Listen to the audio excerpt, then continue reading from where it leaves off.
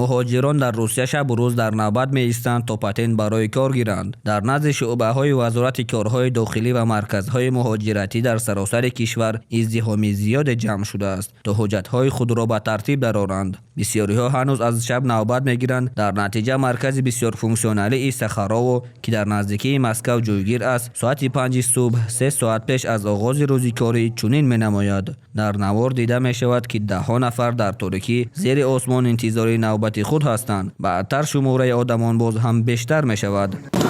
8 часов.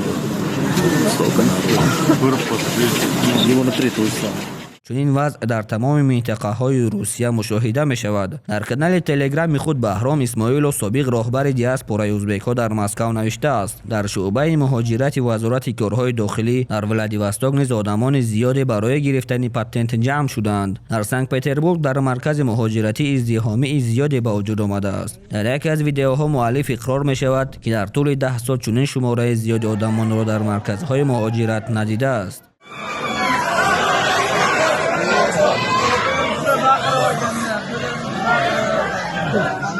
شبکه ششم ولایت ولادیمیر خبر می‌دهد که مهاجران در این منطقه مجبورند هفته‌ها در نوبت ایستند تا پاتنت بگیرند. طبق این تغییرات همه مهاجران غیرقانونی باید تا 30 اپریل یا روسیه را ترک کنند یا حجت‌های خود را به ترتیب درآورند. با اطلاع خبرنگاران مقامات سبب پربار شدن مرکزهای مهاجرت را با 2 عامل شرح می‌دهند: آغاز کارهای موسمی، قاعده‌های نوی سیاست مهاجرتی که از اول سال جاری عمل می‌کنند.